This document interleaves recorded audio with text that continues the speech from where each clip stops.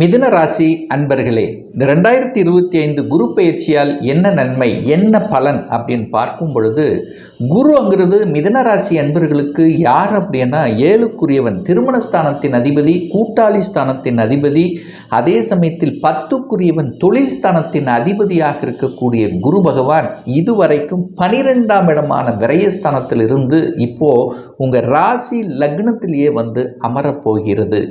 அப்போ குருவால் உங்களுக்கு சில நன்மைகள் நடக்க காத்து கொண்டிருக்கிறது. என்ன, ராசியிலேயே வந்து உட்கார்ந்துருக்கிறல்லவா, அப்ப ராசியை சுபத்துவப்படுத்த போகிறார்.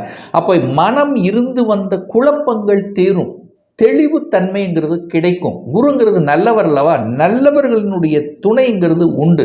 குழப்பமாக இருந்து வந்த அத்தனை மனநிலைகளும் தெளிவு பெறும். ஒரு நல்ல டிசிஷன் மேக்கிங் எடுப்பீங்க. குருங்கிறது கடவுள் அல்லவா, கடவுளினுடைய அனுகிரகம் உங்களுக்கு கிடைக்க பெறும். குலதெய்வத்துக்கு சென்று வழிபடக்கூடிய அத்தனை அம்சங்களும் உருவாக்கும். பெரியோர்களினுடைய ஆதரவு, உங்களை விட மூத்தவர்கள், வயதானவர்கள் அல்லது பெரிய மனிதர்களுடைய அனுகூலங்கள், ஆதரவு கிடைக்கக்கூடிய ஒரு நல்ல வருடமாக நிச்சயமாக அமையும். கீர்த்தி, புகழ், சுயத்தன்மை, கௌரவம் இதெல்லாமே நிலைநாட்டக்கூடிய ஒரு வருடமாக அமையும். அதில் எந்தவித மாற்று கருத்தும் கிடையாது. குருங்கிறது ஒரு நல்ல கிரகம் அல்லவா, அப்போ லக்னத்தில் உட்கார்ந்துருக்கார். அப்போ லக்னத்தை புனிதப்படுத்துவார். அப்போ உங்களுக்கு இருந்து வந்த நெகட்டிவ்ஸ், எதிர்மறை எண்ணங்கள் விலகும். பாசிட்டிவ் எண்ணங்கள் தான் இப்போ தோன்றும். அப்போ நல்ல விஷயத்துக்காக, சுப விஷயத்துக்காக உங்க மனசு, எண்ணம், செயல், சிந்தனைகள் சிறப்பு பெறக்கூடிய அந்த குரு அங்கே புதன் வீட்டில் வந்து உட்கார்க்கும் போது நல்ல புத்திசாலித்தனமாக ஒரு நல்ல ஸ்ட்ராட்டஜிக் பிளானோட வகுக்கக்கூடிய, எந்த இடத்தில் எதை பேசணும், எதை செய்யணும் என்கின்ற அறிவுபூர்வமாக திங்க் பண்ணக்கூடிய சில தன்மைகள்ங்கிறது இந்த மிதுன ராசினருக்கு சிறப்பு பெறக்கூடிய ஒரு வருடமாக அமையும். ஸோ கடந்த வருடமாக குரு 12ல் இருந்தார், சுப விஷயங்களையே நடக்கலையே என்று எதிர்பார்த்து காத்து கொண்டிருந்த மிதுனராசி என்பவர்கள் இந்த வருடம் அனைத்து விதமான சுப காரியங்கள் உங்கள் வீட்டில், உங்கள் குடும்பத்தில் நடக்கக்கூடிய அமைப்புகள், சந்தர்ப்பங்களை உருவாக்கும். இதில் எந்த மாற்று கருத்தும் இல்லை. அப்போது குரு என்கின்ற ஒரு சுப கிரகம் 7ஆம் இடத்தை பார்த்து புனிதப்படுத்துகிறார். 7ஆம் இடம் என்பது என்ன, திருமணம் அல்லவா. திருமணம் சார்ந்த விஷயங்கள் நடக்கும், இனிதே நடக்கும். 7ஆம் இடத்தை தன் வீட்டை பார்த்து தானே புனிதப்படுத்துகிறார். அப்போ கணவன் மனைவிக்குள்ள பிரச்சனையோடு இருந்தவர்கள் அந்த பிரச்சனை தீர்வதற்கான சந்தர்ப்ப சூழ்நிலையை உருவாக்கும். அல்லது கணவன் மனைவி செட்டில் ஆகலை, ஒரு வேலையில் செட்டில் ஆகலைன்னா வேலையில் செட்டில் ஆகக்கூடிய அமைப்பு, கணவன் அல்லது மனைவியினுடைய சொத்துக்கள் சார்ந்த விஷயத்தில் இருந்து வந்த வில்லகங்கள் மறையும். கூட்டு தொழிலில் ஒரு ஆசை, அதாவது இதுவரைக்கு ஒரு கூட்டாளிகள், கூட்டு தொழில் ஏற்கனவே இருக்கிறவங்க, அதில் உள்ள பிரச்சனைகள் தீரும். அல்லது ஒரு சிலர் இந்த மிதுனராசி என்பவர்கள் இப்போ சொந்த தொழிலை செய்யலாம் என்கின்ற எண்ண ஓட்டங்களை தரக்கூடிய ஒரு வருடமாக அமையும். நல்ல நல்ல நண்பர்கள் உங்களுக்கு கிடைக்க பெறுவார்கள். ஏற்கனவே நண்பர்களாக இருந்து ஏதோ விலகினவங்கெல்லாம் இப்போ ஒன்று சேரக்கூடிய தன்மை, சின்ன வயதில் படிக்கும்போது இருக்கக்கூடிய நண்பர்கள் எல்லாம் அறிமுகப்படுத்தக்கூடிய ஒரு வருடமாக அமையும். நிச்சயமாக நண்பர்களால் அனுகூலம், ஆதாயம் கிடைக்க பெறக்கூடிய ஒரு வருடமாக நிச்சயமாக அமையும். இதில் எந்த மாற்று கருத்தும் இல்லை. சமுதாயத்துக்காக, பொது நலத்துக்காக சில விஷயங்கள், சில வேலைப்பாடுகள் செய்து அதன் மூலமாக கௌரவம் நிலைநாட்டக்கூடிய தன்மை. நீங்கள் யார் என்று இதுவரைக்கு தெரியப்படுத்தாத நிலையில் இருந்தவர்கள் இப்போ வெளி உலகத்துக்கு தெரியப்படுத்தக்கூடிய அந்த அமைப்புகள் இந்த வருடம் உண்டு அப்படிங்கிறத ஸ்ட்ராங்காக சொல்லுவேன். அந்த குரு பகவான் 5ஆம் இடத்தை பார்த்து புனிதப்படுத்துகிறார். 5ஆம் இடம் என்பது என்ன, பூர்வ புண்ணியஸ்தானம், பஞ்சமஸ்தானம், காதல் ஸ்தானம். அந்த இடம் வலுப்பெறுகிறது. 5ஆம் இடம் வலுப்பெறுகிறது. அப்போ பூர்வ புண்ணியஸ்தானம் வலுப்பெறுகிறது. அப்போ பூர்வீகம் சார்ந்த விஷயத்தில் இருந்து வந்த பிரச்சனைகள், அதுக்குள்ளே இருந்து சில தொந்தரவுகள் விலகக்கூடிய ஒரு வருடமாக அமையும். குறிப்பாக இந்த சகோதர சகோதரிகளுக்குள்ள கருத்து வேறுபாடுகள், பாக பிரச்சனை, சொத்து பிரச்சனை, இந்த மாதிரியான பிரச்சனைகளோடு இருக்கக்கூடிய மிதனராசி அன்பர்களுக்கு தீர்வு கொடுக்கக்கூடிய ஒரு வருடமாக அமையும். பதவி, 5ஆம் இடம் என்பது பதவி, ஒழுக்கத்தை குறிக்கக்கூடியது. ஒழுக்கம், பதவி கிடைக்கும். 5ஆம் இடம் என்பது அதிர்ஷ்டம், அதிர்ஷ்ட வாய்ப்புகள் தேடி வரக்கூடிய ஒரு வருடம் தான் இந்த மிதுனராசி அன்பர்களுக்கு. 5ஆம் இடம் என்பது குழந்தைகள். அப்ப குழந்தைகளை குறிக்கக்கூடிய இடம். குழந்தைகளுக்கும் உங்களுக்கும் இருந்து வந்த இடைவெளி விலகும்.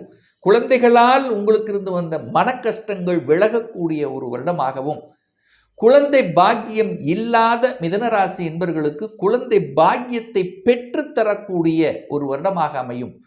உங்களுடைய வீட்டில் மழலை சத்தம் கேட்கக்கூடிய ஒரு வருடம். அதன் மூலமாக குடும்பத்தில் மனமகிழ்ச்சி, சந்தோஷத்தை கொடுக்கக்கூடிய அமைப்பு. எல்லாமே இருக்கு சார், சொத்து இருக்கு, சுகம் இருக்கு, அனைத்து வசதிகளும் இருக்கு, குழந்தை பாக்கியம் என்கின்ற ஒரு அமைப்பு தான் நமக்கு பிரச்சனையாக இருக்கு.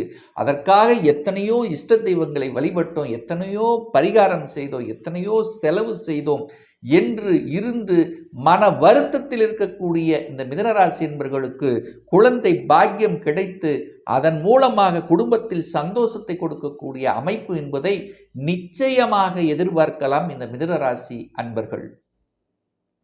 காதல் கைகூடும், காதல் சக்சஸ் ஆகும், காதல் திருமணம் நடக்கக்கூடிய அமைப்புகள் இதெல்லாமே கைகூடக்கூடிய ஒரு வருடமாக மிதுனத்துக்கு சிறப்பு பெறும். அடுத்தது பாருங்க, 9ஆம் இடத்தை பார்க்குது, பாக்கியஸ்தானத்தை பார்க்குது. எந்த பாக்கியத்துக்காக கடந்த சில வருடங்களாக இந்த மிதுனராசி என்பவர்கள் உழைத்து கொண்டிருக்கிறீர்களோ அந்த பாக்கியம் கிடைக்கக்கூடிய வருடமாக அமையும். பணபாக்கியம், பணம் கிடைக்கல, எனக்கு சரியான ப்ரமோஷன் கொடுக்கல, உழைத்த உழைப்புக்கேற்ற ஊதியம் கிடைக்கல, எனக்கு சரியான ரெகனைசேஷன் கிடைக்கல, இப்படியெல்லாம் ஒரு மன வருத்தம் தொழில் விஷயத்தில் இருந்து கொண்டிருந்ததுலவா, அது கிடைக்கப் பெறக்கூடிய ஒரு வருடமாக அமையும். உத்தியோக மாற்றம், ஊர் மாற்றம், இடம் மாற்றம், இந்த மாதிரி மாற்றங்களை சந்திக்கக்கூடிய, அதுவும் நல்ல நல்ல மாற்றங்களை சந்திக்கக்கூடிய ஒரு வருடமாக அமையும். உயர்கல்வி கிடைக்கப் பெறுவீர்கள். ஏற்கனவே யூஜி முடிச்சிட்டேன், ஒரு 2 வருடங்கள் ஆகிவிட்டது, ஒரு பிஜி படிக்கணும், அதற்கான முயற்சி எடுத்துட்டு இருக்க, தடைப்பட்டு கொண்டு இருக்கு, இந்த வருடம் சக்சஸ். அது வெளிநாட்டில் போய் படிக்கக்கூடிய அமைப்பு இருக்கான்னு கேட்டிங்கன்னா 100% அமைப்பு உள்ளது அப்படின்னு சொல்லுவேன். 9ஆம் இடம், அங்கே ராகு வந்து அமரப் போகிறார். ராகு வந்து அமர்ந்தாலும் தந்தையினுடைய ஹெல்த்தில் மட்டும் கொஞ்சம் கவனத்தில் எடுத்துக்கொண்டால் போதும். மற்றபடி உங்களுக்கு பாக்கியத்தில் பெரிய பிரச்சனை ஏற்படுத்த போவதில்லை. குரு ராகுவை பார்க்கும் பொழுது அந்த ராகுவும் புனிதப்படுத்துறதுனால வெளிநாட்டு அமைப்புகள் தேடி வரக்கூடிய சந்தர்ப்பங்களை உருவாக்கும். ரிசர்ச் சம்பந்தப்பட்ட துறையில் இருக்கின்றவர்கள், கண்டுபிடிப்பு சம்பந்தப்பட்ட துறையில் இருப்பவர்கள், புதிதாக ஏதாவது ஒரு தேடுதல் சம்பந்தப்பட்ட விஷயத்தில் இருக்கிறவங்களுக்கு கூட அனுகூல வாய்ப்புகளை தரக்கூடிய ஒரு வருடமாக இந்த குரு பெயர்ச்சி நிச்சயமாக அமையும். அதில் எந்த மாற்று கருத்து இல்லை. வீடு, வண்டி, வாகனங்கள் வாங்கக்கூடிய அத்தனை சுகஸ்தானத்தை பெருக்கிக் கொள்ளக்கூடிய வாய்ப்புகள், சந்தர்ப்பங்கள் உண்டு.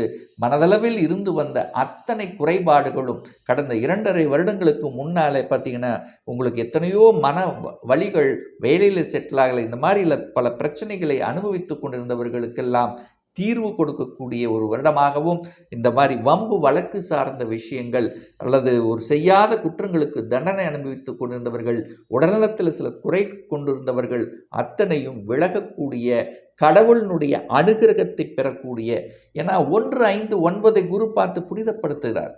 இயற்கையாய் அந்த இறைவன் கொடுத்த அந்த அனுகிரகத்தின் வாயிலாக கடந்த காலத்தில் நீங்கள் வணங்கிய அந்த இஷ்ட தெய்வங்களினுடைய அனுகிரகத்தோட இந்த வருடம் நல்லது நடக்கக்கூடிய, தன விஷயத்தில் அதாவது உயர்வை சந்திக்கக்கூடிய, பொருளாதார மேன்மை தரக்கூடிய, தொழில், வேலை, உத்தியோகத்தில் நல்ல விதமாக இருக்கக்கூடிய, கடன், நோய் எதிர்ப்பு, பகையிலிருந்து விடுதலை பெறக்கூடிய ஒரு நல்ல வருடமாக இந்த மிதுனத்துக்கு அமையும் என்று சொன்னால் அது மிகையாகாது.